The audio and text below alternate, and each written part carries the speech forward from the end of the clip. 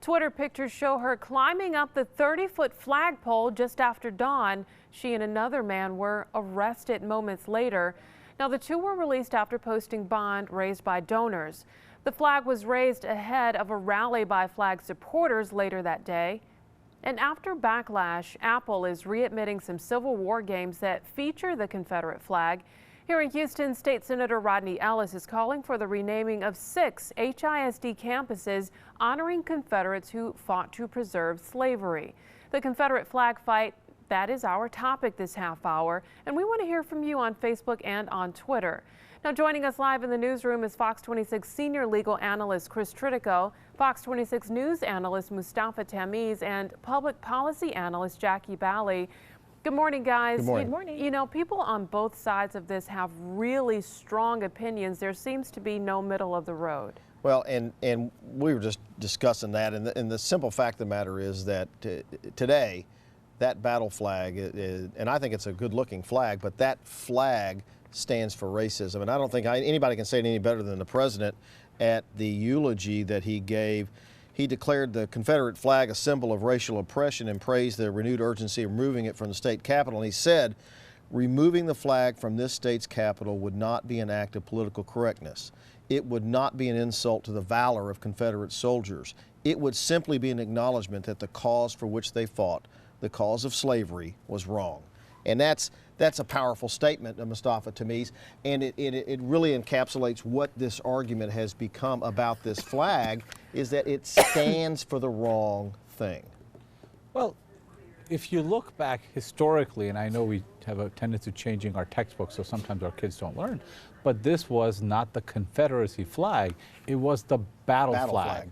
And this flag, after the war, went away and came back in the 60s as a sign of states basically put a finger in against the Supreme Court for desegregation. So when people say this flag epitomizes my heritage, that's really not what it was. It was a battle flag, and it was put back together in the 60s out there in front of people as a way to say that they were against desegregation.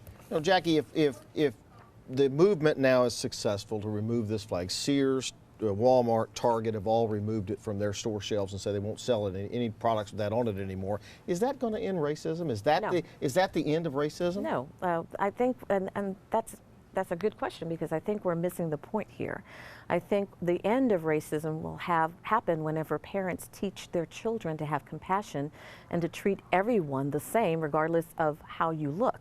And I think we're missing that message. This flag has a significant part of our history, all of us, no matter what color skin you have. So the fact that people are saying, well, we need to remove this flag, that happens whenever you have a symbol or an image that disturbs a large group of people, and that's what you're seeing now. That's a trend you're seeing now.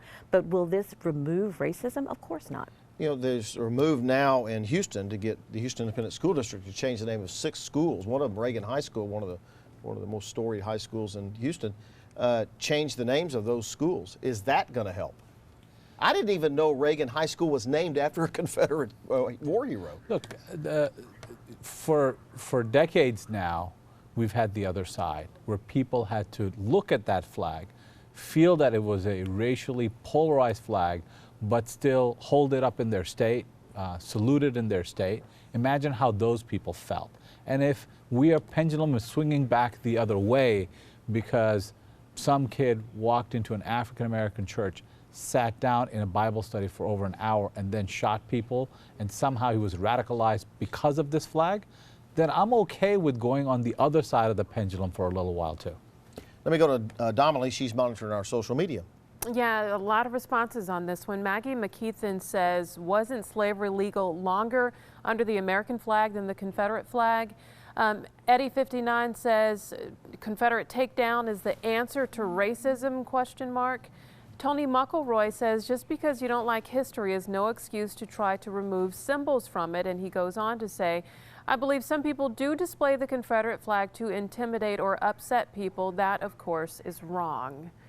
So panel, what do you guys have to say about that? Well, Tony's last statement, I think, is correct, and that's the reason that there's such a big push to get it off of state-sponsored activities like the flying at the Capitol in South Carolina. And I've got to give credit to Governor Nikki Haley, who's been a big supporter of leaving that flag up until now. He's made a 180-degree about-face and said, let's take it down. Well, I want us to really, if we're going to be going in that direction, I want us to use this as a chance to actually get into serious conversations about race relations, because studies have shown that race relations are an all-time low for various reasons.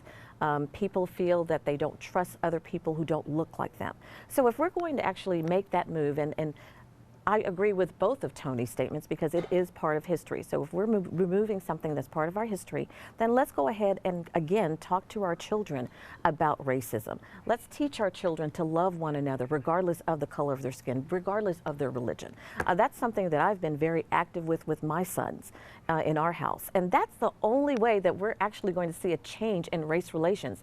Removing this flag, I think, will help some people, but at the ending of the day, we are still going to have incidents like that young man going into a church shooting people if we don't have a serious conversation with about race. Final thought. This flag was not in existence for the most part after the war till the early 60s. The flag was put back up against desegregation. So, and it was a battle flag originally. So when people have reverence for it, right, it's misplaced.